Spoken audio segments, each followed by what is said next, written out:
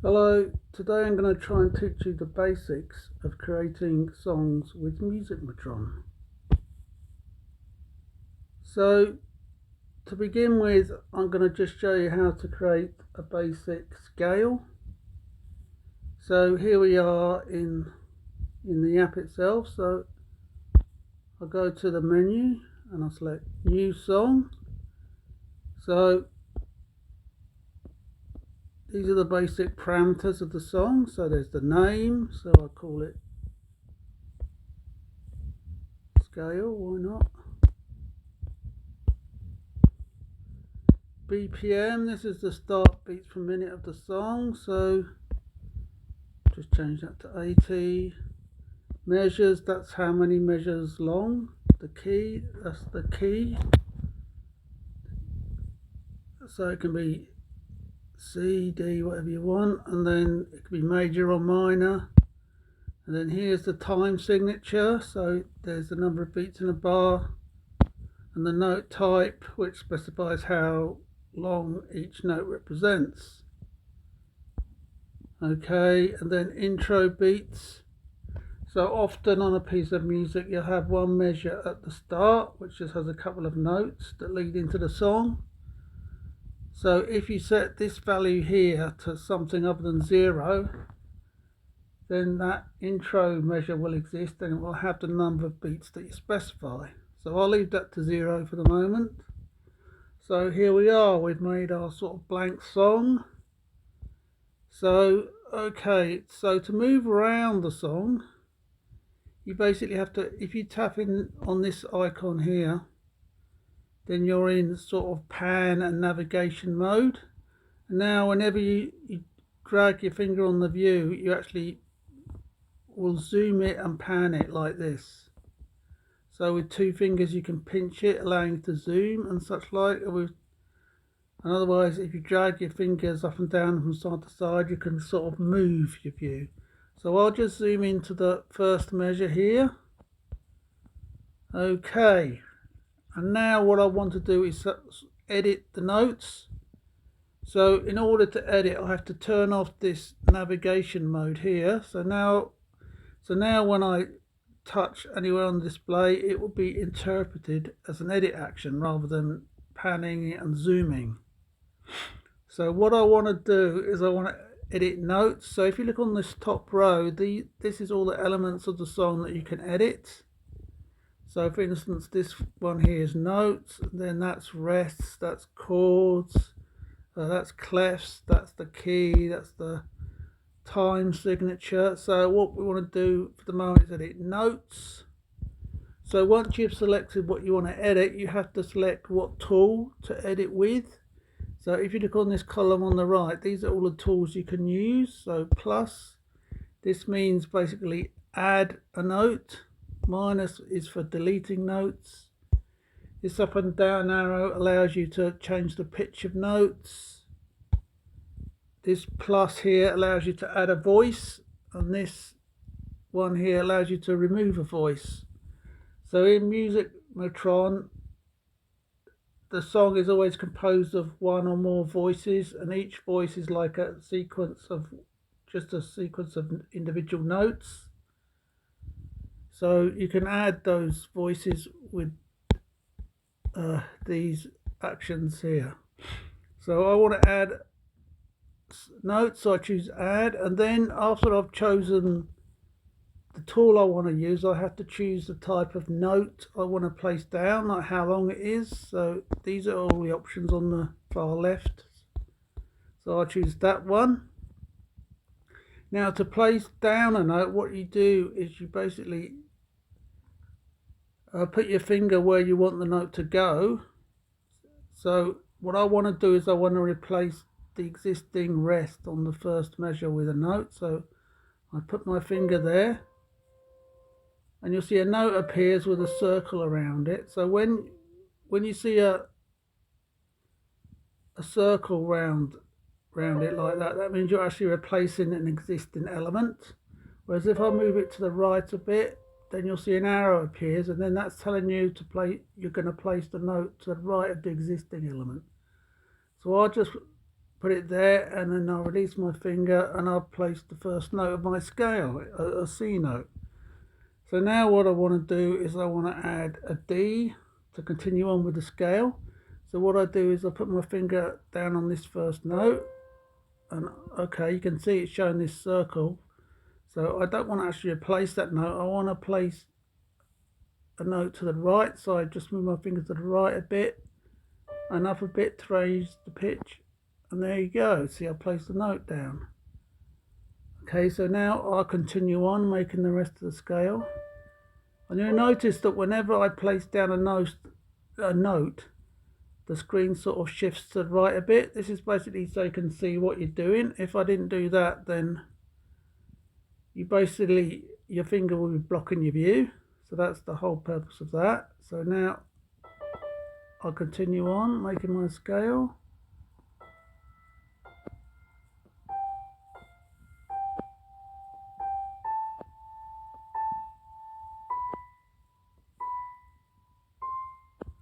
Okay, there we are. I've made a whole scale. Now if you want to at some point change the accidental on the note, sort of make it flatter or sharper, you can do so with these buttons on the right. So you can move it up by up to 2 sharps, or you can go down.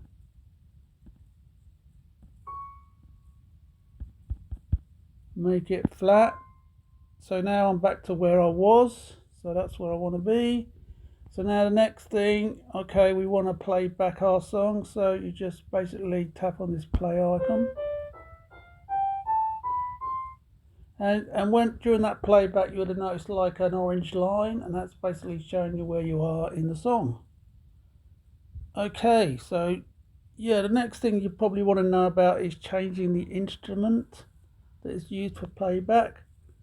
So if we go to the menu and go to part properties, like in Musicmatron, each song is divided up into one or more parts. So by default, when you create a song, it will just have one part, but you can add as many parts as you want and give them different instruments. So here you could tap new part, add a new part, but I don't want to do that at the moment, so I'll keep to this one part. And each part can have one or more staves. So for example, if you are writing a piano piece, you might want to have a treble clef and a bass clef on your staves. And then you can modify this number of staves down the bottom here. So every time you select something in this list, you can modify it with the sort of gadgets that appear below the list here. So you could type on this 1 and say make it 2 or something. But for the moment, I'll just leave that as 1. So now to change the actual instrument, you select the instrument here, and then you'll see in the bottom panel it has a file and a name. So this file is the name of the instrument font file that the instrument is loaded from.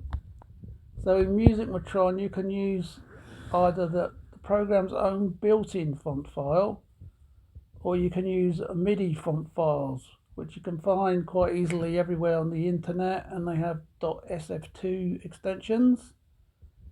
This program won't actually load in the .sf3 font file, so don't try them. So if you want to change this instrument, you just tap on this select button,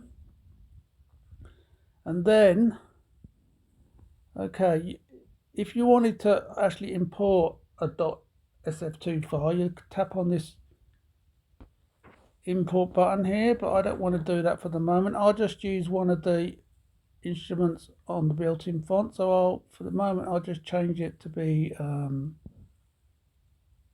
organs, and then you can like preview the instrument to see what it sounds like over here. Changing up to the front. Then tick when you're happy. So here we are, we've changed the instrument, see? Oh, and also if we wanted to, we could change the name of the part. So I'll just leave it blank. If you leave it blank, then it will normally, the default thing is that the part will be named the same as the instrument. So that's okay. So now let's go back to the song and let's play it back. Okay, so there we are. So now another thing you might want to do with notes is create chords. So to do that, you tap on this thing here. And then if you look on the tools column, you've got add, which allows you to add notes to a chord. And this up and down arrow, which allows you to change the pitch of notes. So what I want to do is create a chord. So I select add. Then I drag with my finger from the note I want to add the new note to. So there you go, I made that sort of chord there. And then I could add another note and make it a 3-note chord.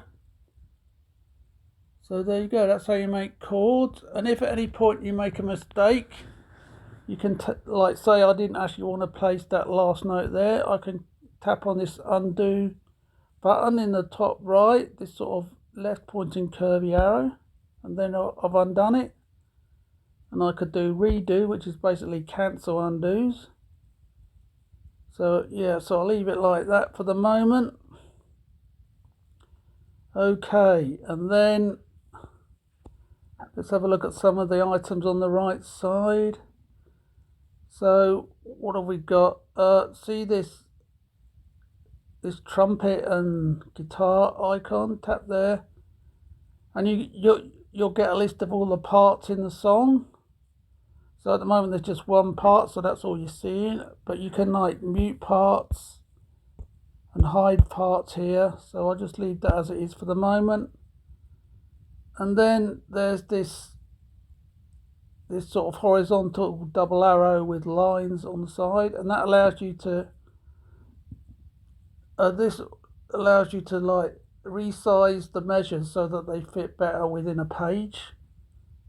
And then and then this sort of rest icon thing, this allows you to remove excess rests. So normally in Musicmatron, all the rests for all the voices are shown, but that can be a bit confusing for somebody reading the music. So you can hide those by turning this thing on, so that you can see everything with less clutter. But when you're actually editing voices, you probably want that to be on. So I'll just leave it on for the moment. So okay, now I'll just zoom out a bit. Yeah, okay, so you see what we're doing here is this view mode we're in now, this is called I call it page mode, and basically the music is appearing as it would appear on printed out A4 paper. But you can change the view mode. If you tap on this icon in the bottom right, you can change to scroll mode, and in scroll mode the music is shown as just one horizontal continuous line of music. And that's sort of easier sometimes for editing the song itself, but it's not so good for printing out. But when you print out, it should automatically change to use the page mode, and also remove the excess rests. Okay, so that's all that. So I'll just tell you about some items on the menu now. So if we go to the menu here, okay, what haven't we covered? There's language. This allows you to choose language. At the moment it's just French and English, so I'll just keep it on English. And then new song, I've covered that. Load song. That allows you to load songs you've previously saved. So in order to, hold on, before we do the load song, I'll show you the save song. So if you select save song here, you can actually save your song. So let's call it scale. Okay, and tick. And then we saved it. So now you can go back later and load it back. But when you save it on that particular panel, it's actually only saved to the local folder of Musicmatron itself. If you want to export it to the phone itself and have it available to, send to your friends or anything, you have to choose export. So you go here and you choose export. And yeah, see this item at the bottom, this will actually export as Musicmatron's own file format, the .tune format. But you can also export as a MIDI file, a PDF document, which is mainly what you do if you wanted to print out the music for playback, and .wav, which exports the thing as one sample file. So yeah, going back to the menu, so if you wanted to load a song, you just, this is quite simple, go here, and inside this demos folder you'll find some example tunes. So for example, there's this Maple Leaf Rag song, so I'll load that in. Yeah, there you go. So that's load, save, export, import. This sort of allows you to choose songs from your phone itself. This program will load in songs in the music XML format and MIDI format, as well as its own native format. So yeah, I'll just go back to the app now. Okay, and what haven't I covered? Song properties. This is the basic properties of a song. So you can change the name of your current song, its author, its BPM, the intro beats, how long it is in measures, and the part naming method, which can be let app decide, instrument name, or username. So if you choose instrument name, it will name parts according to what the instrument being played on them is. If you choose the username, it will choose whatever you entered in the name field of the part. Whereas if you let app decide, it will use the username if it's non-blank. Otherwise, it will use the instrument name. So there you go. So that's song properties. Part properties, yeah, I told you about that. And help. This allows you access to various PDF help files, so which can be useful. And then options. So okay, there's the general options, so you can control how dense the user interface is with this icon density thing. So the bigger you make this number, the more dense the icons are. So this number is basically how many icons, how high the screen is. So yeah, so the default is 10, so you basically just adjust this according to how big your screen is and how good your eyes are and so forth.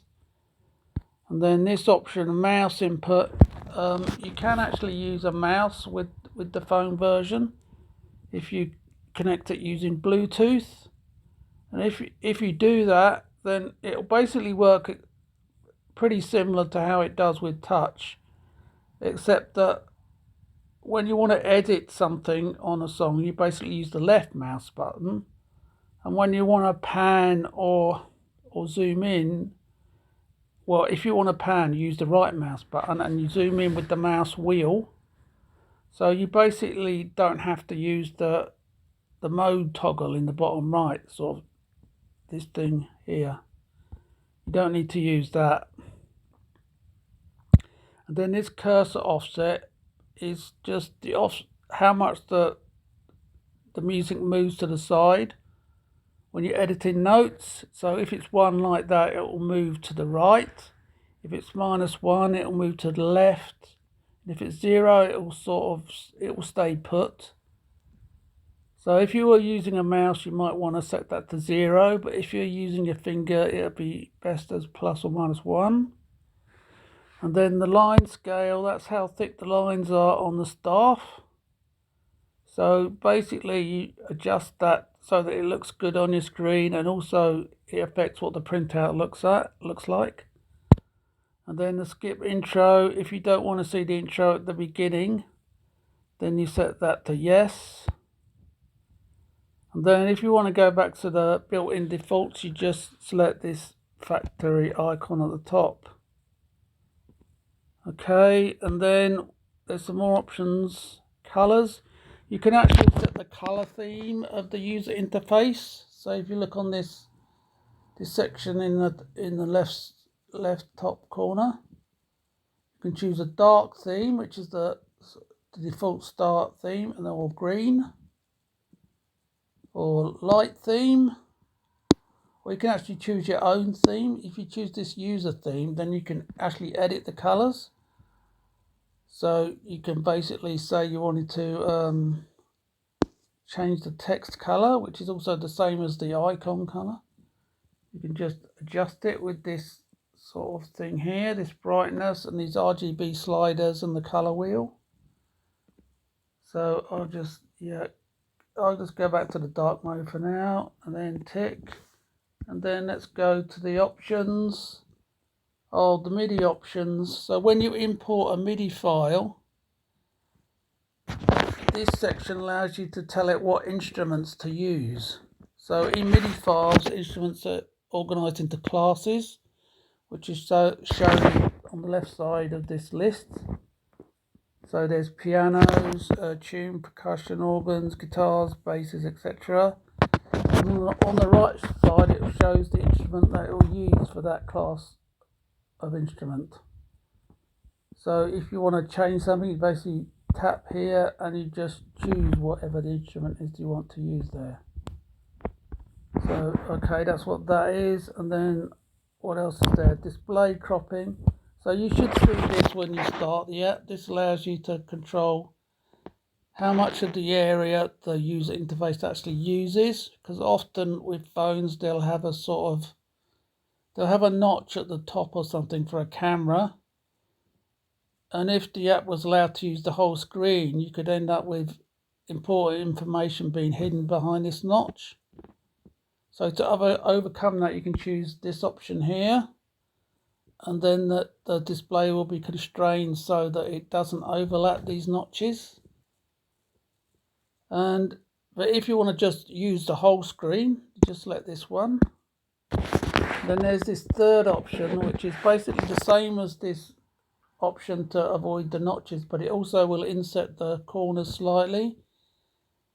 This is done because often on phones they'll have rounded corners, and that can be a nuisance with Musicmatron, because I actually have icons in all the corners, so that can sort of mask them. So if you use this option, then in those sort of phones you'll see things better. Okay, so that's the option. So I've covered all the options. So yeah, I think I've covered everything here. So okay, hold on, I haven't covered, there's a few things over here I haven't covered. See this triplet sign here?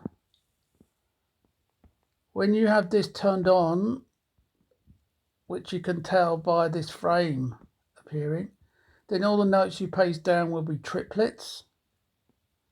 Okay, and then there's this period one. If you add a period to a note, that increases its length by 50%. So if you turn that on, then every time you paste down a note, that period will be added automatically. Okay, and yeah, and finally, I don't think I told you about this, there's this plus and minus zoom option in the bottom left corner. So this is just another way of zooming, because yeah, sometimes it can be a bit fiddly, pinching, and not very precise. So I added this sort of button way of zooming in and out. Okay, so yeah, so basically that's how it all works.